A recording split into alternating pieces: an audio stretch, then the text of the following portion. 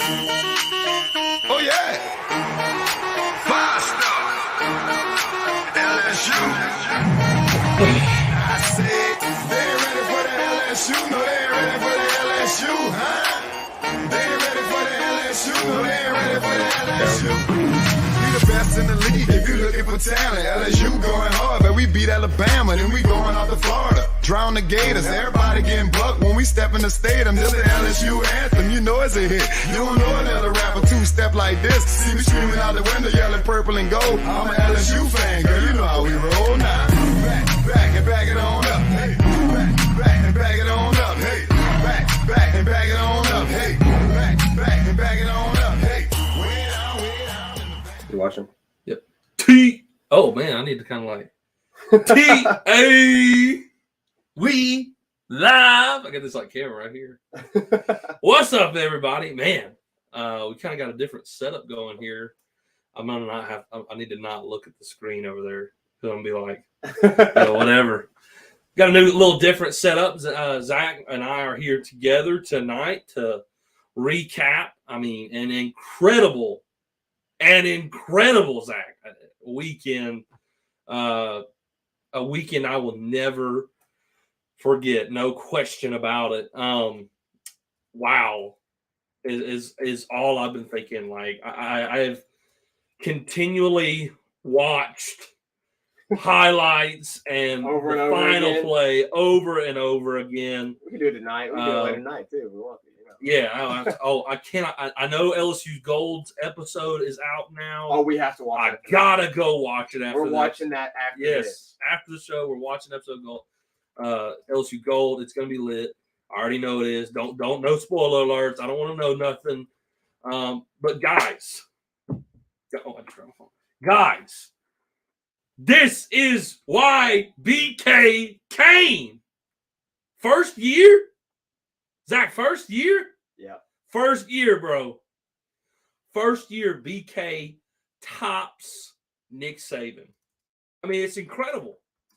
It's incredible. I mean, it has been a whirlwind of emotions and thoughts and the future for me. I mean, I have just been blown away. I mean, Zach, what are your like initial thoughts coming off a win like that? And I'm going to get to this in a second, Zach. But like, and you may disagree with me when I say this, and some other folks may disagree when I say this, but this win is more significant than the 2019 LSU Alabama game. This is more significant. I agree. I would say it's far more significant. Like, so what's your initial thoughts? Like coming off of So this? I think I told you this on the phone whenever we called because unfortunately I was away for the Bama game. I was not able to be with you and Dad at the house, able to watch the game, which sucked. It sucked. But we embraced like a fatherly embrace. Like it was. That's awesome. So I was at a wedding I had to attend. Really good buddy of mine. Congrats to Taylor and Coral on getting married. Congrats to them. But couldn't miss the wedding. Had to go and get to see them get married. So enjoyed that. But afterwards, we were staying in this Airbnb in the middle of nowhere, Tennessee. And so I had to wait to really kind of see the ending because on the way back, so I was at the reception eating dinner, watching the entire game. I got to watch up to the point where LSU took the lead 14-9. And then I missed basically the entire beginning of the fourth quarter until LSU got the ball before the final drive where they took the 24-21 lead. Yeah. So I missed a lot of it, but luckily I got to watch the most important parts of the game. I actually only missed the 2 touchdowns by Alabama. Who wants to watch that? Anyways, I mean, maybe you do because it's as a college football fan, but as an LSU fan, who wants to watch Bama score, and go and take the lead? So I kind of dodged the disappointing parts of the game, honestly. Like, yeah. Like I caught some signal. We were at a gas station, and I was like, okay, we're down 15-14. I watch us drive. We kick a field goal. I'm like, all right, cool, awesome, sweet. We kicked the field goal. Now we're in the lead. Then I lost signal again as we headed back to the Airbnb. I'm updating. Bama takes the lead. I walk into the house. LSU's got the ball, and they're beginning their drive to eventually take the 24-21 Hey, lead. Zach, real quick. I just got a text, okay? Look at the Twitter feeds right here. Is there any way you can like flip us?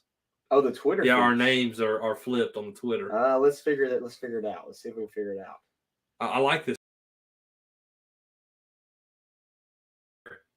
I don't think we're gonna be able to make it work. I don't think it's fine. It's fine. We'll just go like this. We'll have to roll it. It's okay. So, anyways, I watched the most important parts of the game. But after the game, I called you, and of course we're going berserk. Oh, absolutely. Talk to Dad, and I told you this win was bigger in my eyes and more enjoyable than the 2019 LSU Alabama game. And here's why. 2019 LSU season, like you just blew everybody out. And in the Bama game, I know that score was a lot closer than it really. Right. Like, they had the late touchdown there at the end that kind of, saved. Closer than it showed. Closer than it showed. This was a true nail biter.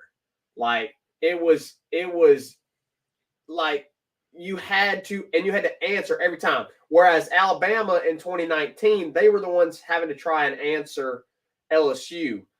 Because, Bama would score and get a little bit closer, but then LSU would shut the door. In this situation, Bama scores, they take the lead. They did that 3 times where they took the lead. And you had to answer, and you did. And so for me, and of course, the 2019 game didn't go into overtime. This game did go into overtime. Yeah. The 2019 game did not come down to one final play. This game did come down to one final play. And so that's the reason I say that this game was so much more just crazy and exciting than 2019. You can't take away from 2019 game. Like, for LSU fans, the 2019 win over Bama meant a lot because you finally broke the streak of 8 years losing. It really solidified, in LSU's mind and LSU fans' mind, hey, we're number one. Yeah. We are number one. And we're going to go win the college football playoff national championship. And that, after they got over that Bama game, like it was cruising. They were cruising easy. So this game, you have already taken losses. It's Brian Kelly's first year. And if you win this game, then you control the destiny of your own destiny to win the West and go to Atlanta, even after you've taken already a loss in the SEC or in the SEC conference and a loss at the beginning of the season. You win out. You win this game. You win the West. You win out. You beat Georgia in the SEC championship, and then boom! All of a sudden, you're talking about a potential college football playoff appearance. So that's why this game to me was bigger in my mind than 2019. So I will say, Zach, I know you weren't able to watch the full game, right? And have a feel for the game, right? I will tell you right now, LSU controlled the game for 3 quarters. The fourth quarter is where now, I mean, obviously it was close enough. Like to where in the fourth quarter, you were having to respond. And you were right in that. But I'm going to tell you right now, it felt so good to play Bama and feel like you were in control for 3 quarters. It felt like defensively, you didn't allow a touchdown to the fourth quarter, Zach. Yeah. You did not allow Bama to score until the fourth quarter, which was awesome. The whole time. And so here's my thing, Zach. Here's what I think is so big about this win and beating Bama. Like for so long, okay, you in 2019. Oh, look here. In 2019, you broke the streak, right? And that was huge. But you had this like transcendent quarterback, right? And I mean, obviously, you had the other players too that are incredible. Jefferson, Jamar, Clyde, the offensive line that has multiple starters in the NFL now, the defense that have, first rounders, guys starting, on NFL teams right now. Like, since Joe Burrow, we've been clinging to that, right? Yeah. We've been clinging to that. And it was so, how do I say this? Like, it was so cool. And I think such a major impact, like, on the program to, like, okay, we just beat Bama, and we don't have to cling on to, like, the Joe Burrow era anymore. Like, I'm going to tell you right now, I love talking about 2019. I love talking about Joe Burrow just as much as any other LSU fan. But, like, it's something of importance, I think, to, like, okay, we're still good, and we can still do this without Joe Burrow. Now, Jaden's good, right? Jaden's really good. And I think he should start getting into the Heisman conversation. That's just my opinion. You look at the stats, and the stats, they compare. And they're even better than some of the guys that are in the Heisman conversation. Now, I think the Heisman talk also has a lot of favoritism to teams who are winning, too. And you got 2 losses, which, now that you've won back-to-back top 10 games and you're talking about SEC championship, like he may get in the mix now. Yeah. But for a while there, he was non-existent because you lost to Florida State, you lost to Tennessee, whatever.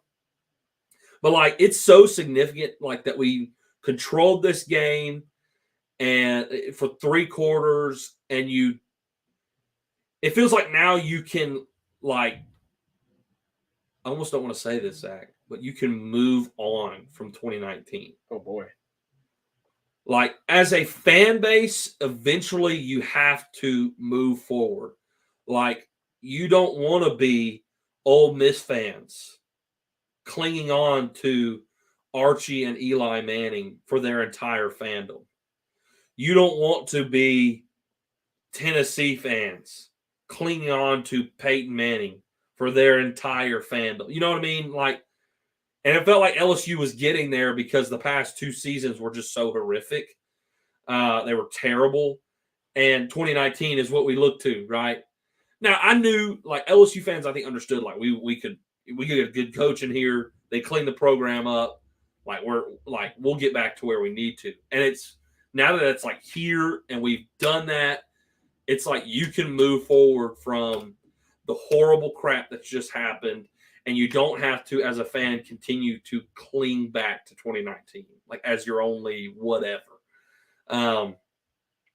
So, I don't know. I feel like that's a huge impact for the game. I mean, we need to get into, like, some of the actual details of the game, Zach. Like, your defense is just Matt House. Like, the hire of Matt House it was amazing. I mean, the adjustments he has made all year, the ability to handle Bryce Young, clearly a Heisman talent type quarterback, the way that Matt House did that game was awesome. And again, you held them to no touchdowns until the 4th quarter. Huge. Matt House deserves so much praise for what he has done with this defense, Zach. I mean, he deserves a lot of credit. Brian Kelly called an awesome game. I think Mike Denbrock called an amazing game. I agree. Now, there was a few calls that I was like, I don't really like that. But offensively, I think it was great. And Jaden continues to play great. Mason Taylor, holy cow, the kid's going to be special. He is special. Harold Perkins, holy cow. Get him for 2 more years. Oh, my Lord. He is so special. I want to point out the major impact that freshmen had on this game. Emory Jones, Will Campbell, Harold Perkins and Mason Taylor, I mean, the freshman impact was massive in this game, Zach. I mean, it just truly was. Josh Williams continues to be so reliable. Dude. I mean, as sure-handed as you could ever, like 3rd and 7. Okay, like talking about play calling, 3rd and 7. The play before Mason Taylor caught the touchdown to go up 24-21. Like, the defense is thinking a pass is coming, and the ability to make a run call, like the play call there, I think was awesome. And Josh Williams, guys, Josh Williams on 3rd and 7 gets handed the ball. He was hit, Zach, at like the 1 yard. Like he had 6 more yards to go to pick up the first down. He hits Moody, has that low center of gravity, continues to drive his legs, sheds the tackle, and gets the first down and then some. It was a massive play. He was reliable. Like the trust that Denbrock had in that moment on 3rd and 7 when you're down late in the 4th quarter and you got to get in the end zone.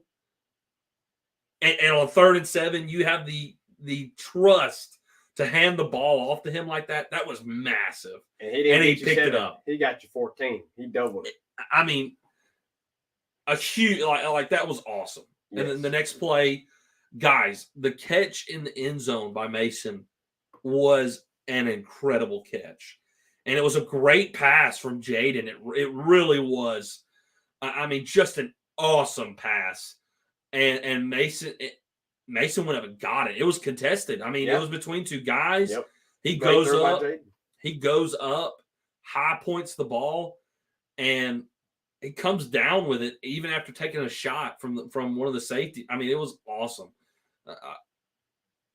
That is one of the top 3 games I think I've watched as an LSU fan. I mean, it was. Yeah, it's definitely up there. I mean, it's definitely up there as I don't know about top 3. 2019 feels a lot. I feel like it feels a lot of those spots, but I mean, I guess just as a college football fan, yeah, it's Zach. I mean, it's got to be at least top 5. The future's so bright. The future's so bright under Brian Kelly. I mean, to have such a pieced together roster, Zach, and do this year one. Yeah. What we talked a lot about, Zach, in the coaching search, when we hired Brian Kelly, like, is LSU going to bring talent? Yes. Like, that's a given. That's one of the reasons he came. But we were like, will he develop it? We want to see the development of talent too. And you're already seeing it. Oh, my gosh. Week 1 to beating Bama, that is development. That is growth within a team. Look at the growth in Jaden Daniels. Look at the growth in Mason Taylor. Like, holy cow. We were frustrated that they were targeting him for a long time. This is what we exactly need. This is why I was so pumped when we hired Brian Kelly. Because it's exactly what you needed, man. Yeah.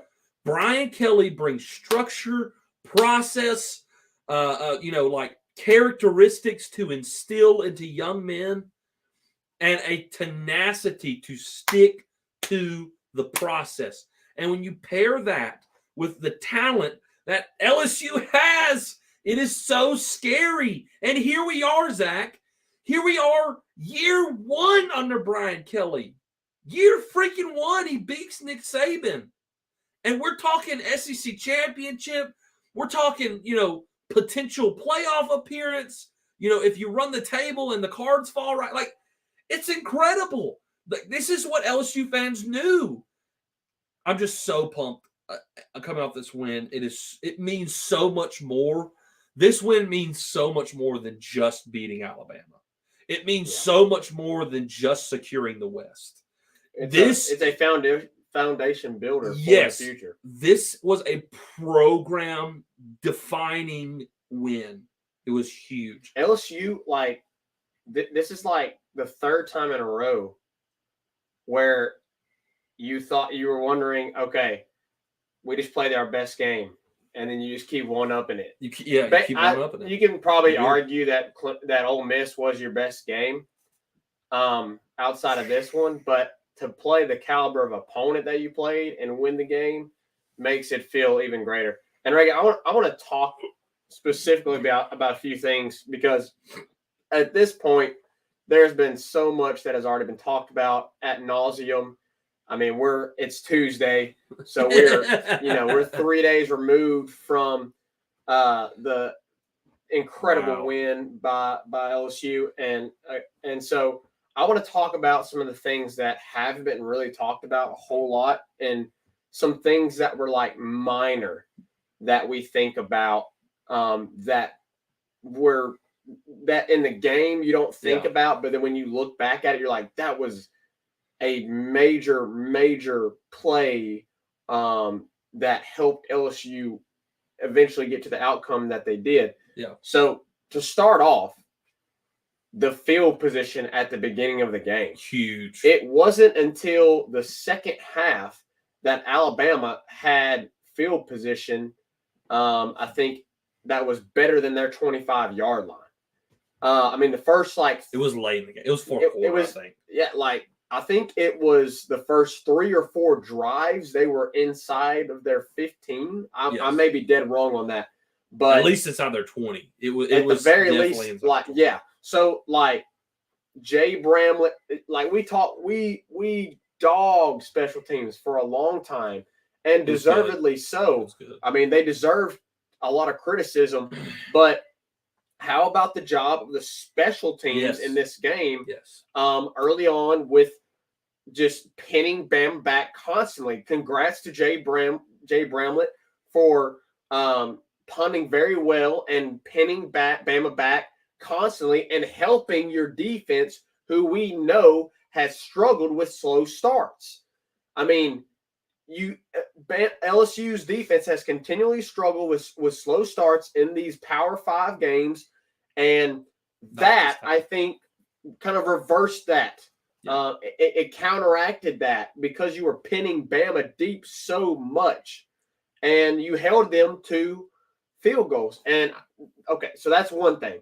Yeah. Another thing that I think it's been mentioned a ton, and this is probably the least of the minor things, I guess you could say. It was the interception by Jarek.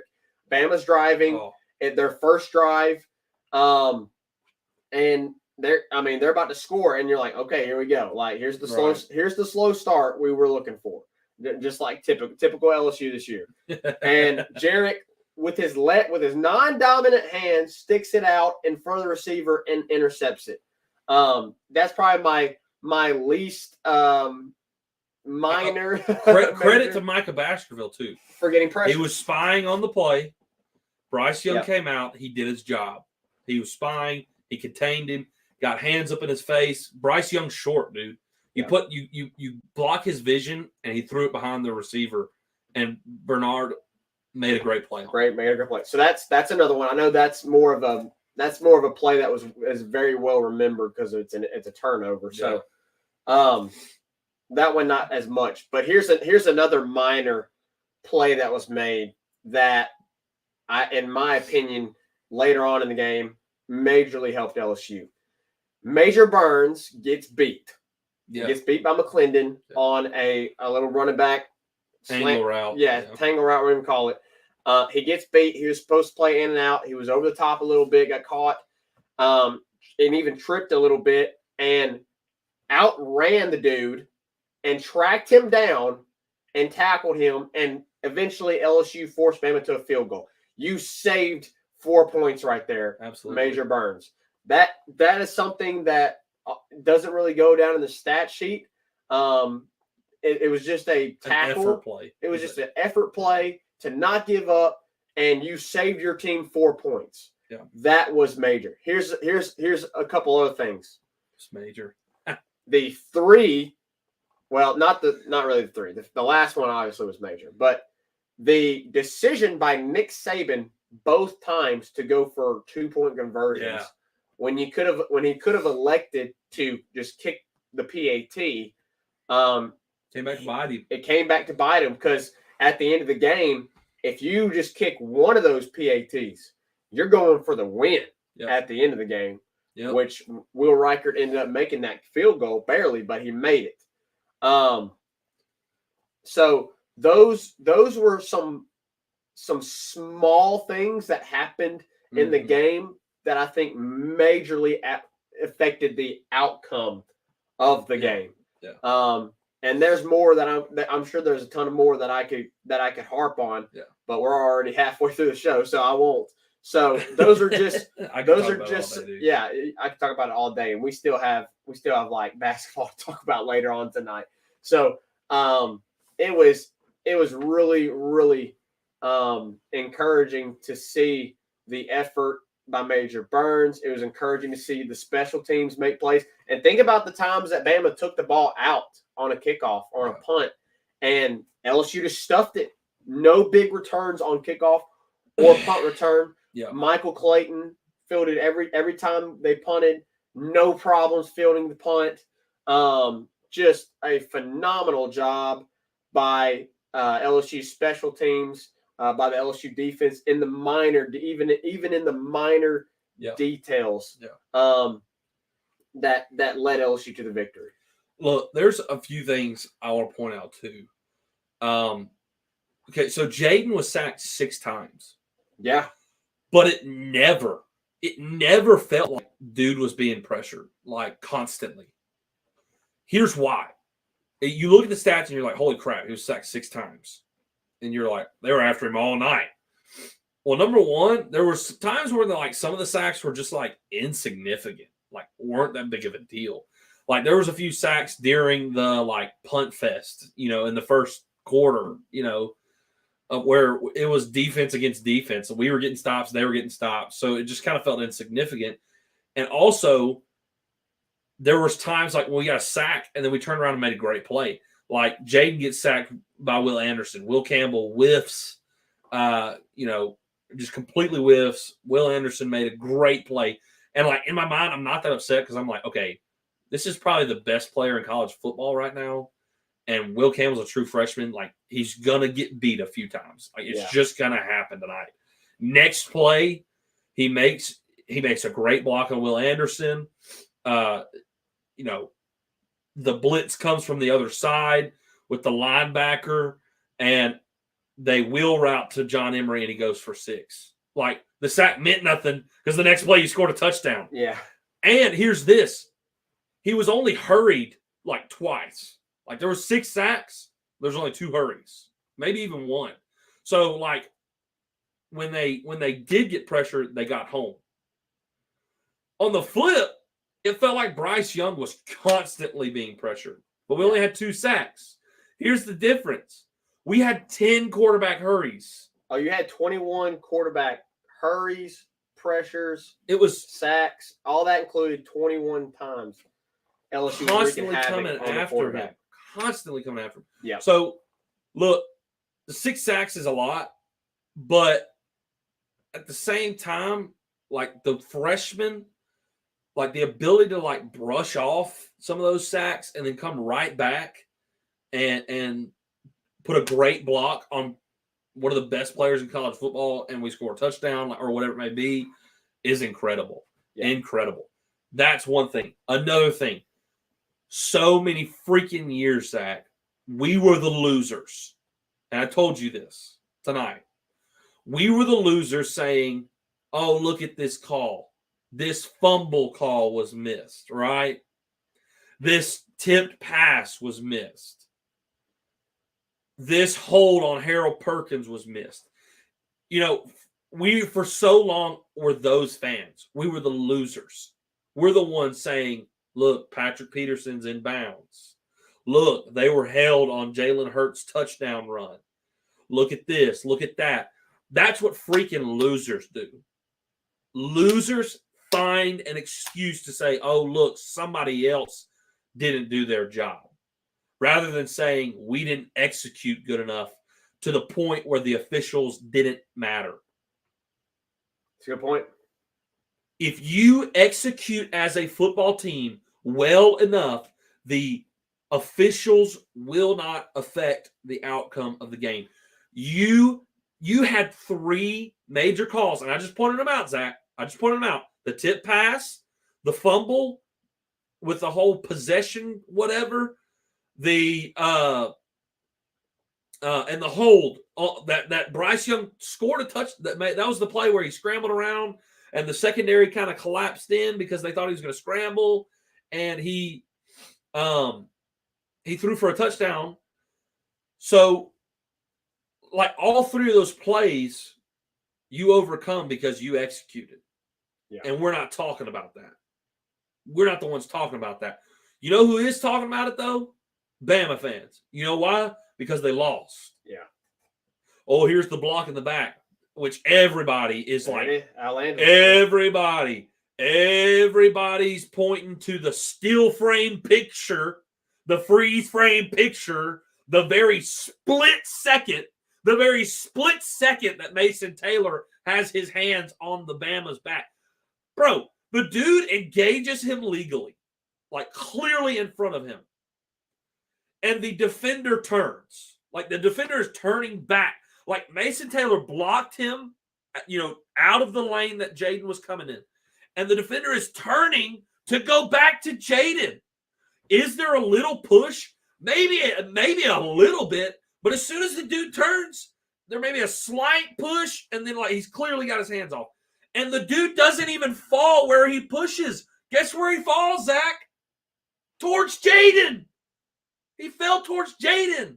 So if it's truly blocking the back, help the player out. He's falling towards Jaden. He didn't even fall toward. If he were to actually shove him, he fell the complete opposite way, bro. And we're not the ones saying, "Look at this, look at that," because that's what losers do. That's what losers do. And we've been those fans for so long, and we're not those today. Yeah, feels good. Massive calls were missed against LSU. Massive. But we won, so it doesn't matter. You overcame. You executed. All you Bama fans that are crying about the block in the back, LSU goes for a do or die. We go for a do or die play. If you stop us, you win the game. Your defense should have been good enough to pick up it's a pick play. I feel like it's every 2-point conversion everybody ever runs. Like, your coach should have noticed. Pete Golding should have noticed it. Nick Saban should have noticed it. If you want to not be the ones complaining about a referee and a call, stop us on the 2-point conversion and you win. And guess what, Zach? If they stop us on the 2-point conversion, who is anybody talking about the block in the back? No, nobody. And I'm going to tell you right now, Bama fans got a lot more to be worried about than the block in the back. Because I'm going to tell you something right now. There's been multiple times in away games, Bama has been extremely undisciplined. This is against Tennessee, Zach, they had 17 penalties. The other night, I can't remember the final, but at one point late in the game, it was 9 penalties for 92 yards for Bama. 9 penalties for 92 yards.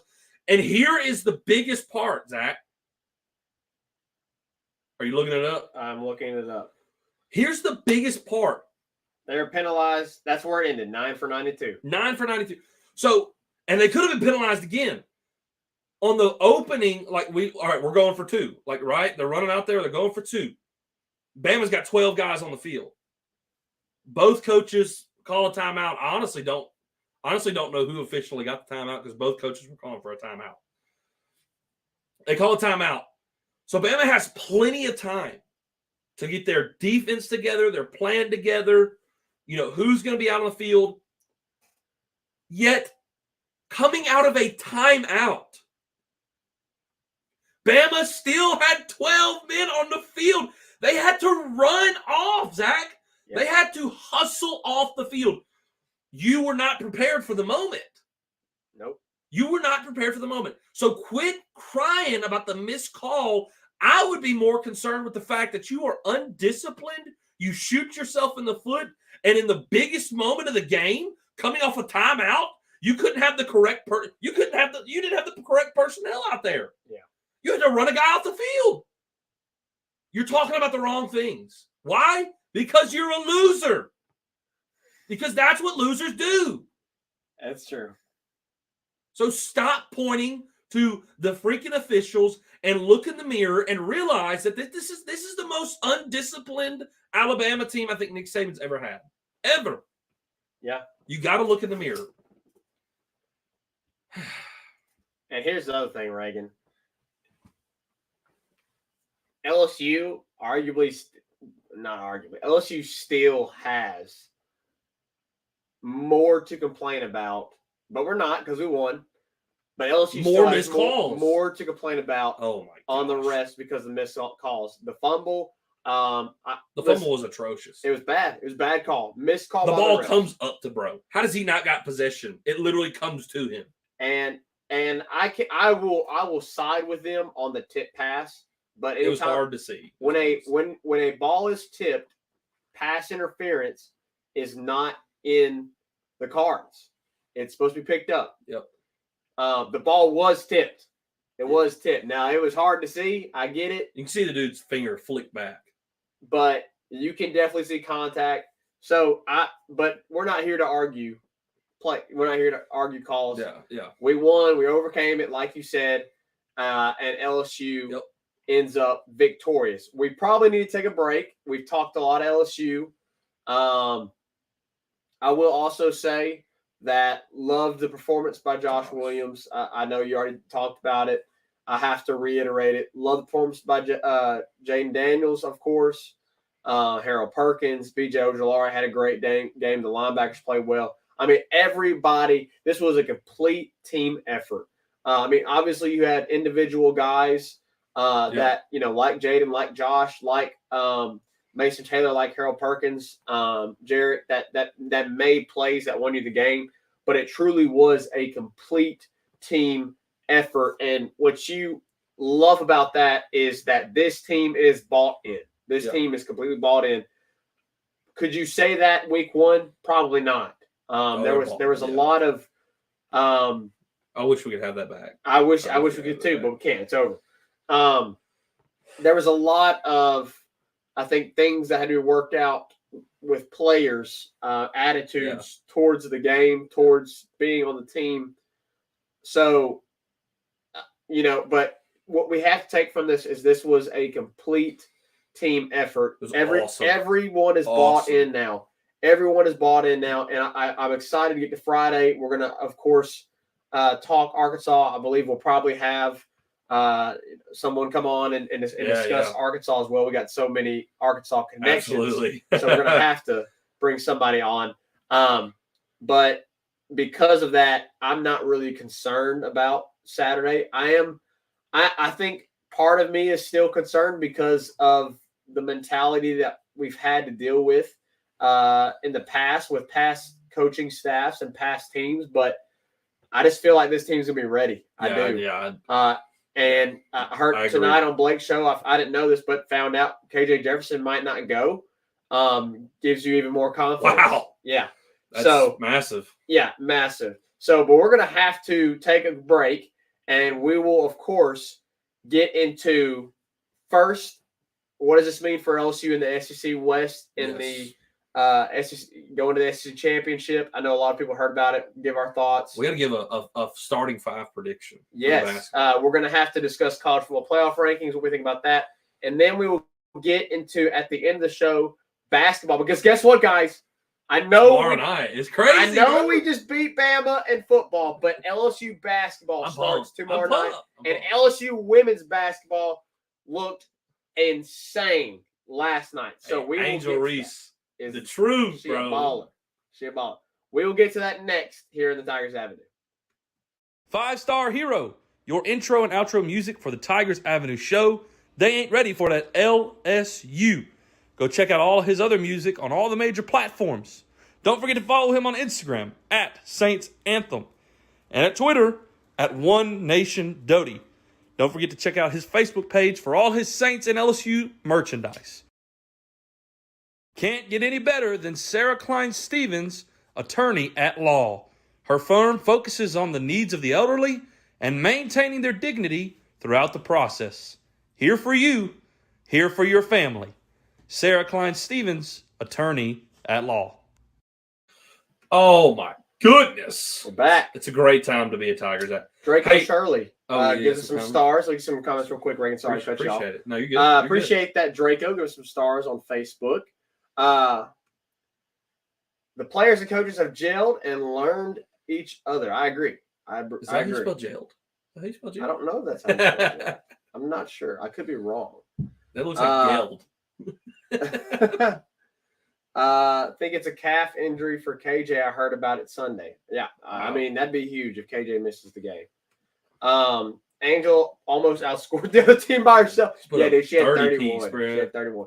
We'll get to that. 30 piece. We'll get to that here soon at the end of the show in our last segment. But first, we got to talk about what this means. LSU come out the win. What does this mean for them in the, of course, grand scheme of the SEC and SEC West going to the SEC Championship? And now that we know the college football playoff rankings, discuss that. Reagan, let's talk about this for maybe 10 minutes or so. So with the win, obviously, LSU controls its own destiny. Feels so nice. To the SEC West Championship. As all of you know by now, if LSU wins this Saturday versus Arkansas, Ole Miss loses against Bama, it does not matter what happens the rest of the way. You will be in Atlanta. The best course of action for LSU, obviously, is to win out. And that's what LSU fans want. That's what we want to see for this LSU team. We want to see them beat Arkansas. We want to see them they'll beat UAB. And then you want to see them end A&M's chance of getting bowl eligible at the end of the season. So that's obviously the best route. Now, obviously, if Ole Miss wins, beats Bama, and LSU loses along the way, you're going to have to hope that they lose again somewhere else, because it's going to be, they'll play Arkansas in Fayetteville, and then they'll play, I think, State at home. Yeah. So you'll have to hope, if they win the Saturday versus Bama, you'll have to hope that Ole Miss slips up along the way. You just need to win out. Just win out. Just win. Don't even win out, you're good. Don't even worry about, and then if you lose, if worst case scenario, let's say LSU loses to Arkansas and A&M, then Bama would be, I think, the one that would end up going to the SEC Championship unless Ole Miss won. Yeah. So you have to, you just need to win out at the very least. At the very, very least, Ole Miss takes a loss. You take a loss. You still go to the championship game in Atlanta, and you fight for a chance to make the college football playoffs. If you beat Georgia in the SEC, if you win out, beat Georgia in the SEC Championship. LSU today, it was released, college football playoff rankings, number 7. I think that's a good ranking for them. I agree. Yeah. I think it's probably right where they need to be, because you know that at least 2 of those teams you can pass up. You know that you're going to pass up Ohio State or Michigan. And if you win the college football playoff, if you win the SEC Championship, you're going to pass up another SEC team. The question is, if TCU loses, can you pass them up?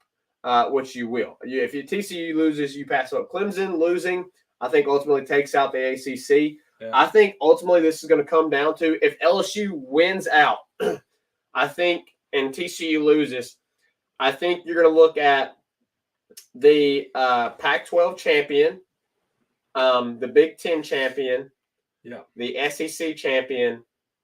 Who's going to be the 4th team? Is it another SEC team? This TCU or maybe I don't think so, but maybe ACC champions sneak in there. That's the biggest question.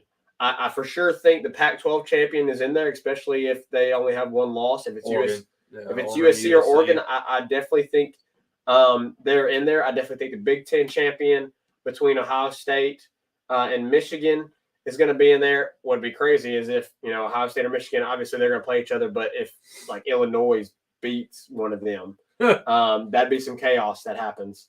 So, I mean, what's your thoughts on that, Reagan? I definitely think LSU, if they win out, they make the playoff.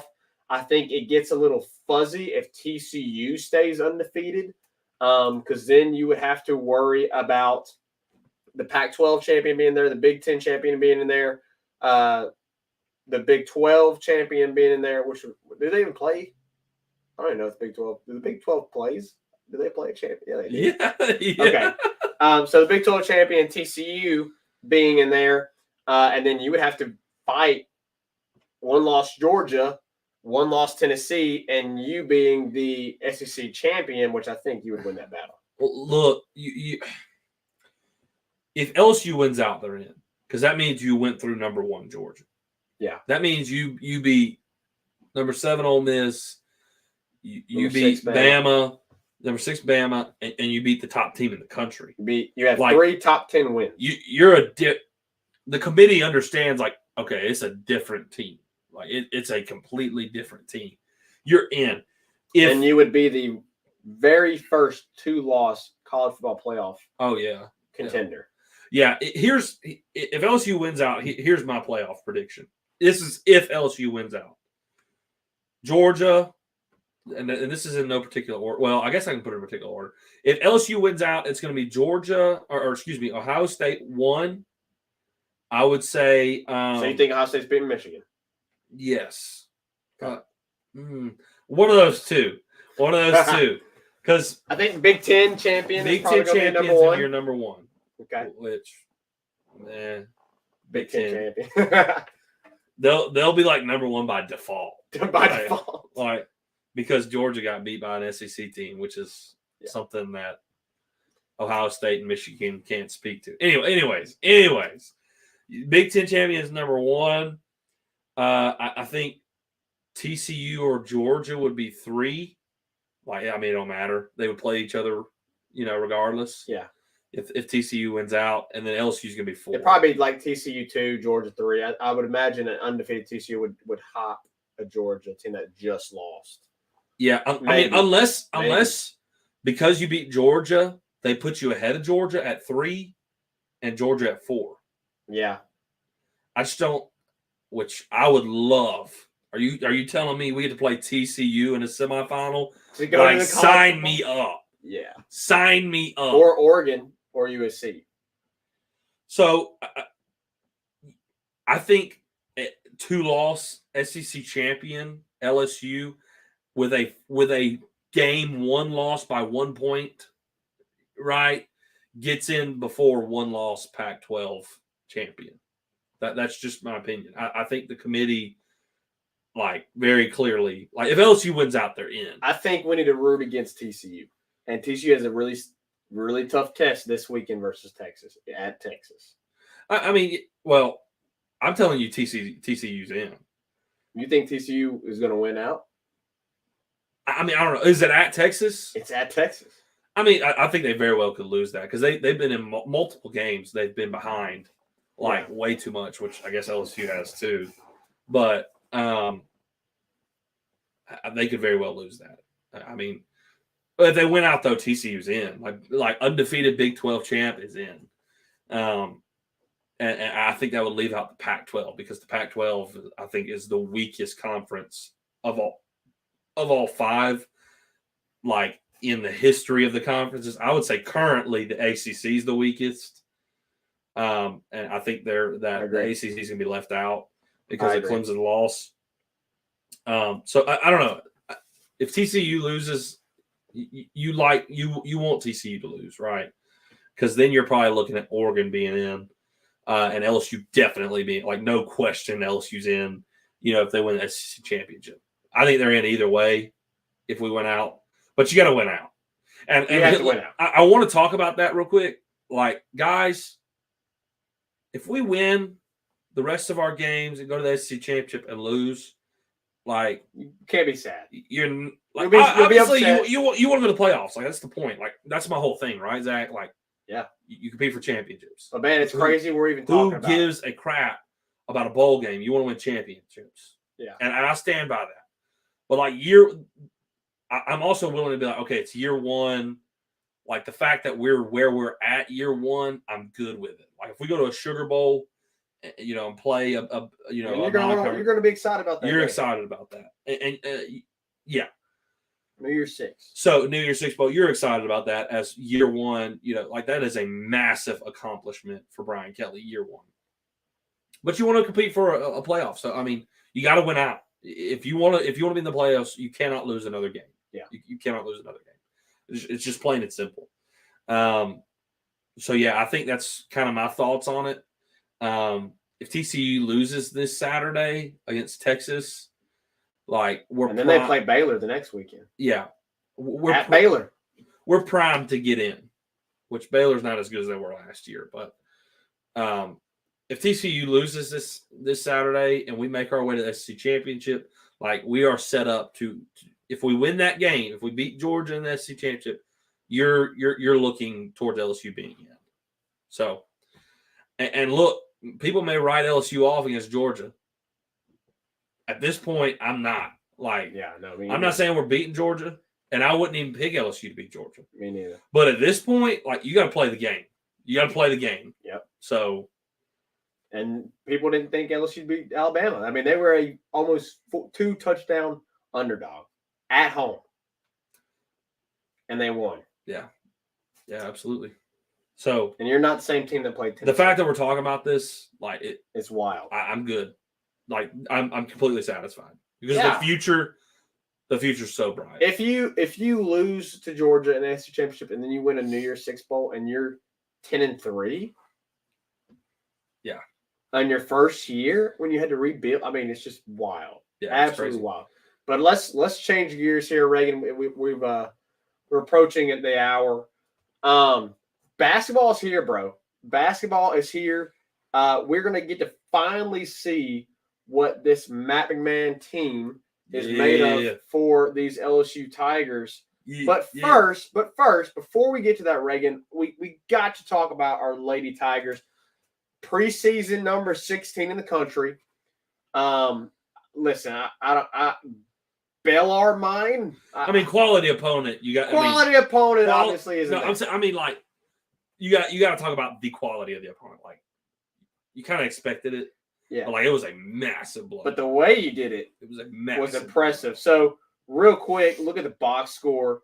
Obviously, the most impressive, Angel Reese, 31 points. 31 points, and guess what, Reagan? This blew me away whenever I saw it.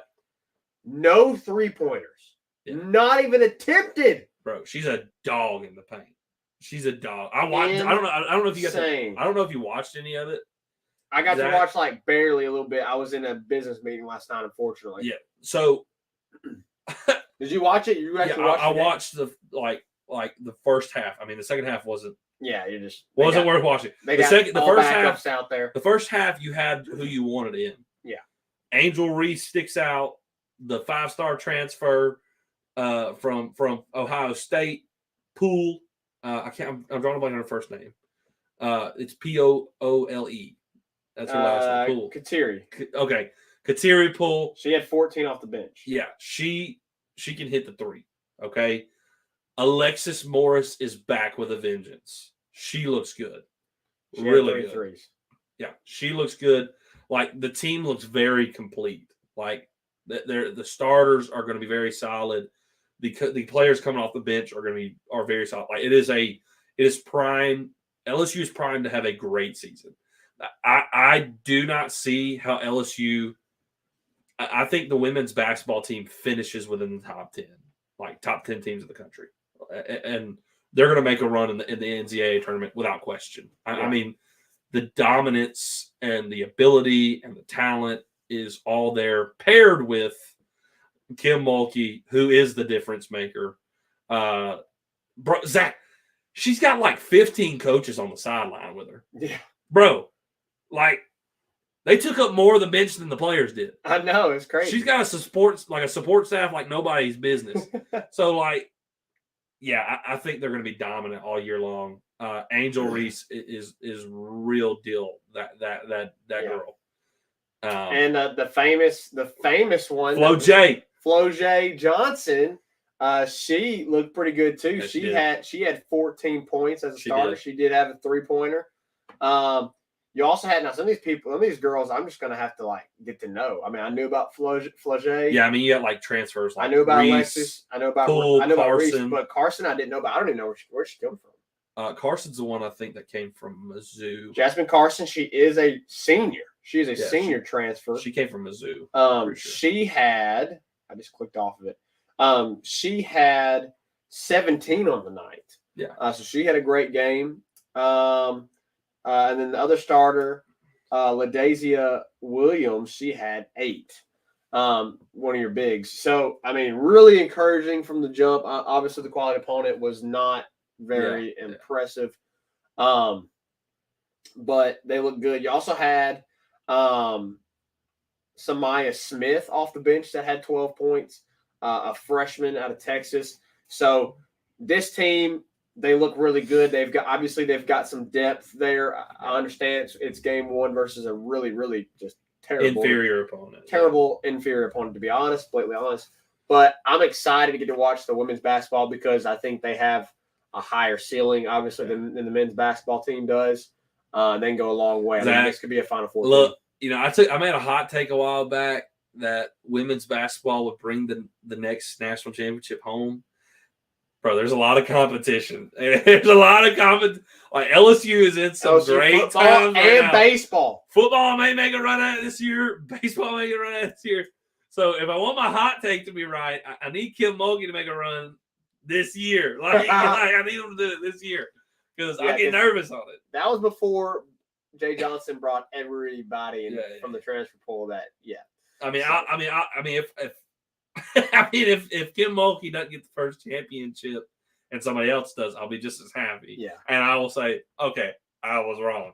So, but we won a national championship, so who cares? So let's go ahead and let's get into obviously awesome. I'm excited to watch women's basketball. I mean, it's gonna be the first time I pay as much attention to women's basketball more than ever. Before I didn't pay attention because they weren't good. Coach didn't feel like the coach cared. And then before that, I didn't pay attention because I was just not into basketball, period, and including men's basketball as much as I was. And I just didn't pay attention to women's basketball as much. But Kim Mulkey's got it humming right now, and it's exciting. Okay, so men's basketball. So obviously, Mag McMahon, brand new era. I don't know what to expect. I don't know what to expect either. But here's the thing, Rick. I mentioned this on the podcast on Friday. Yeah.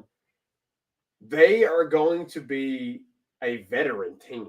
Absolutely. They're going to be a veteran team. Now, here's a question when we start getting into our conversation of who's going to be your starting 5. I think the backcourt is going to be veteran, period. Who's going to be starting? The backcourt is going to be veteran. Your front court, you have a question mark on whether or not that is going to be veteran or just one and done type talents. So let's get into that a little bit. Reagan, I made my prediction on Friday, so I want you to get more into this and discuss kind of your, guys that stand out coming into the season, guys to look for, obviously, just kind of expectations and predictions preseason.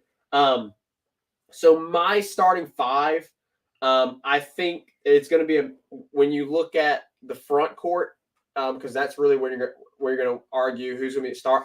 I think that Mawani will get the start over a guy like Terrell Ward. Mawani's in his. Well, you're saying front court.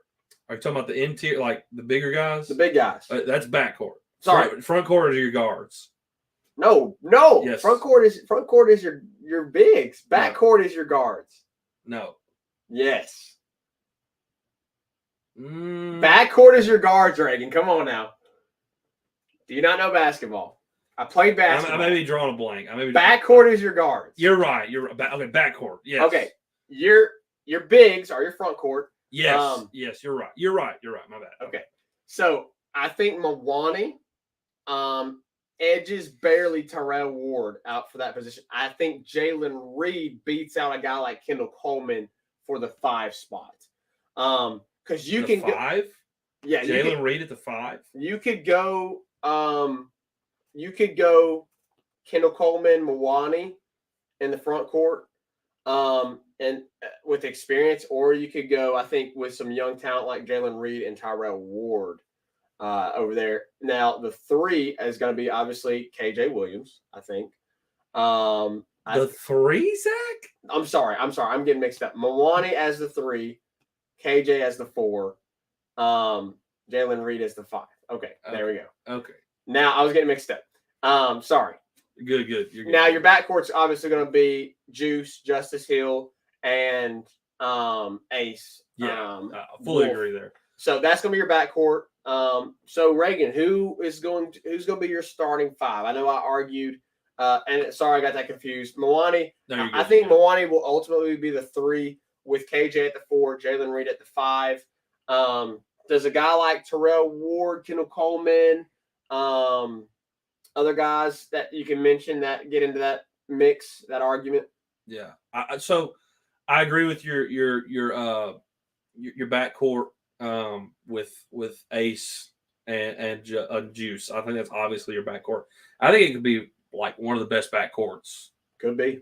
Like in the SEC. I'm not saying it's the best, but I think they'd be up there Those top 3. Those are 2 guys that are potential pro prospects. Yeah. And I think Adam Miller is going to have a coming out show like this year. I differ a little bit in the front court. I think actually a guy. I think KJ is your 5. By the way, like he played 5 at Murray State. I think he's your 5 here. He's got more size than Jalen does. I think Jalen Reed's going to play like your 4. And honestly, I think Tyrell is going to be your 3. He's more of a guard forward type guy. He's got the length. Yeah, he's that middle guy of a forward, but he also I think has like a shooting ability. Can go outside like a guard. And Jalen Reed's like 6'10", KJ Williams like 6'10", like they're going to be your interior guys. I actually think Mawani's going to be a guy who's going to be your 6th man. The talent of Tyrell and Jalen, I think is hard to keep out of the starting 5. Do you go with talent or do you go with experience and veterans? If I was going to say like if they chose veteran over talent, it's going to be Jalen Reed coming off the bench, not Tyrell. Because I think Tyrell's going to be your starting 5. Like he's that guy. Okay. So I would either go both freshmen with Mawani being your 6th man, or I would say it would be Tyrell Mawani with Jalen being your 6th man. Like that's the route I would go. But I'm excited about all 3 of them. Like all 3 of them are going to contribute major minutes. I think like the fact that we're having a discussion there, like we could see multiple looks starting lineups early with that. Yeah, like here's the reality. Like we are not like this is not a finished product. Like we may see a few different starting 5s, but for tomorrow night. Okay, here's my final prediction. This is gonna be my final. Okay. For tomorrow night, that's what we want to know. Huh? That's what we want to know. I'm definitely going Juice Adam. I'm going KJ your 5. I'm going to say Tyrell your 3, Mawani your 4. That's going to be now. Mawani's a little bit smaller of a 4. Yeah, I can't remember what's Tyrell's size. I can't remember his. Tyrell's 6'6". How tall is Mawani? Mawani's 6'5". That may be flipped. I mean, they're both right there. That's probably going to be your. I think it's going to be between Mawani and Tyrell Ward battling it out for a starting position. I just think you can't take Tyrell off out of the starting 5. He's just that talented. But Jalen Reed and KJ, those are going to be your front court. I mean, either way, you're going to get them in. Like they're all going to be in. So yeah. And I don't know if there's necessarily a 5 and a 4. Like in today's game, it's a little bit different. There's not especially college basketball. Yeah, college basketball. Like I say 5, like you could put really Jalen or KJ there at the 5. Now in today's college basketball, it doesn't really matter 5, 4. Like you're just going to have 2 bigs out there, and that's going to be Jalen Reed, KJ Williams, I think maybe Kendall Coleman gets maybe a look at, but I think I have to agree with you. Well, I think Jalen Reed edges him out. So here's like my three guys off the bench, like they're going to be key role players. Obviously, Justice, not Juice. Wait, is it? Who's the other Williams? I can't. Justice Hill. They're both Justice. That's right. I was thinking they were both Williams, but it's both Justice. So Justice Williams. Obviously is going to be probably your first guard off the bench. Yeah. I think Kendall Coleman and Hannibal are going to be. Hannibal. Yeah, those are going to be like your first three off the bench. Now, what about there's two other guys that I'm thinking about, like Cornelius Williams, transfer from State, and Cameron Hayes. Fountain's the guy from State. Oh, sorry. Yeah. Sorry. Williams is a freshman. Williams is a freshman. Yeah. Shoot. Fountain. We're forgetting about Sean Phillips, the 7-footer. Sean Phillips, too. They're going to have Now, I will say, Matt McMahon alluded to, like, he's probably going to have – it sounds like he's going to come down to, like, a rotation, and, like, that's going to be it. Like, from one of his conferences, he said, like, an 8-9 man rotation, that's going to be it. So I think off the bench, that would include – whoever the sixth man is, whether it's Tyrell, whether it's Reed, Milani, it don't matter.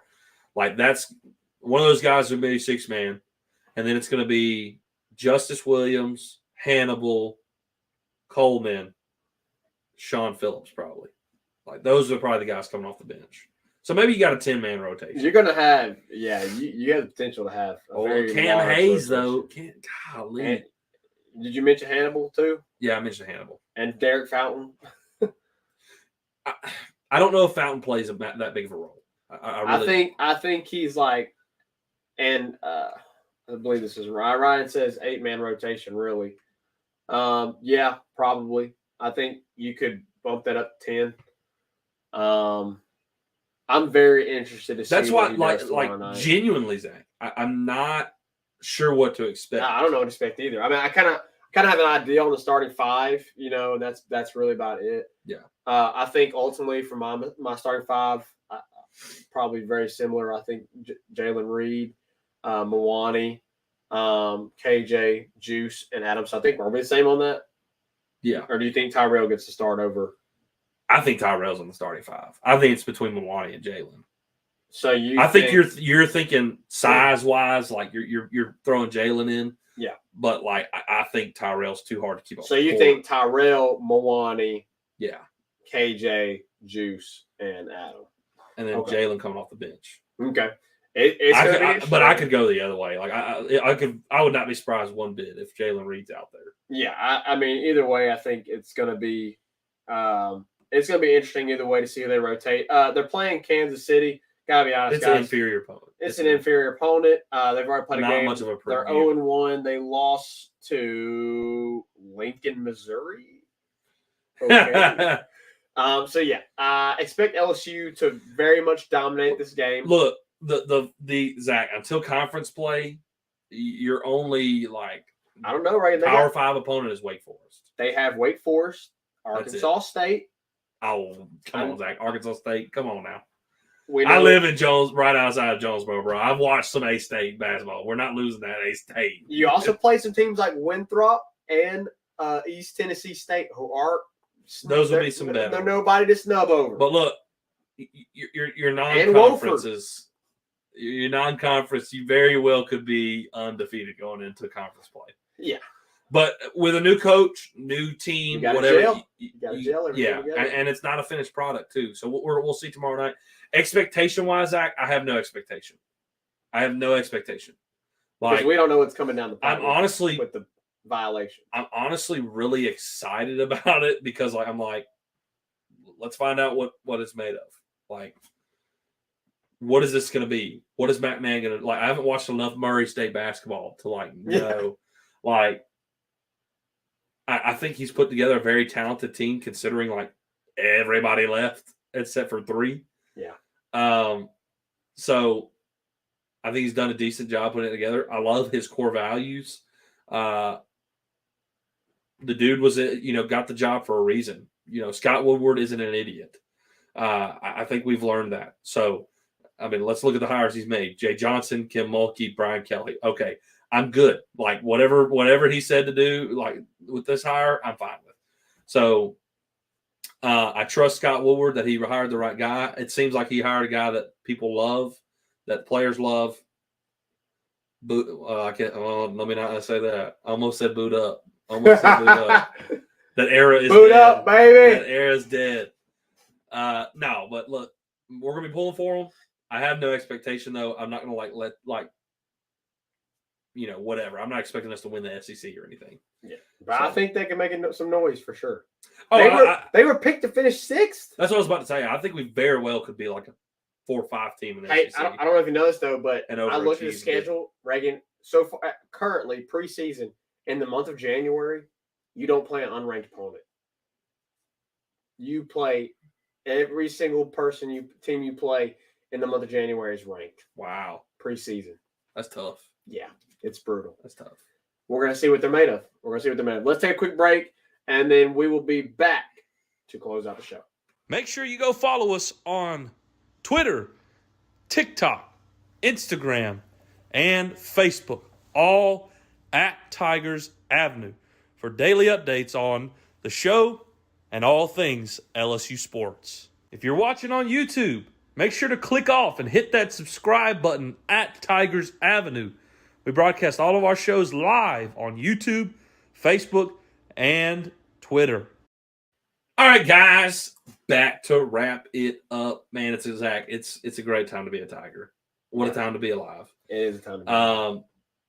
LSU's on a path towards Atlanta. Basketball is about to open up. Your football expectations have been exceeded for the year. I think everybody, Brian Kelly has tossed all mockery, all poking, all criticism, and evaporated it like Thanos in the snap of his finger. Okay? You just won every LSU fan over. Yeah. You just won every LSU fan over, and all of the mockery and slander is non-existent. Year 1, you beat Saban, and you're headed to, well, not yet, but very likely headed towards Atlanta. The odds are in your favor. So it's a great time to be a Tiger, Zach. Holy cow. Really love it. Do we have a few comments we need to hit before we wrap up? Ryan said he believes it's going to be 18 to 20 wins for the basketball team. Okay. At worst, 2 losses going into conference play. Yeah. Big expectation. He also says, great time to be a Tiger. All right, Tony Tiger. Tony Tiger. Great. You're great. All right, guys. It's been a great show. Guys, we freaking beat Bama. It's just we did it. We did it. We did it. All right, Dora. Okay.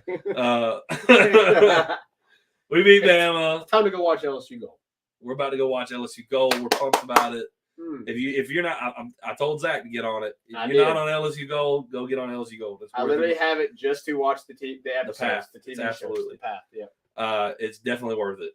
Go get it. All right, guys. It's been really fun breaking this down, talking about Bama basketball tomorrow night. Make sure you watch it. We'll be back Friday with probably an Arkansas fan to preview this Arkansas game. We'll hear the pit of despair over in the Hogs. He might pick LSU.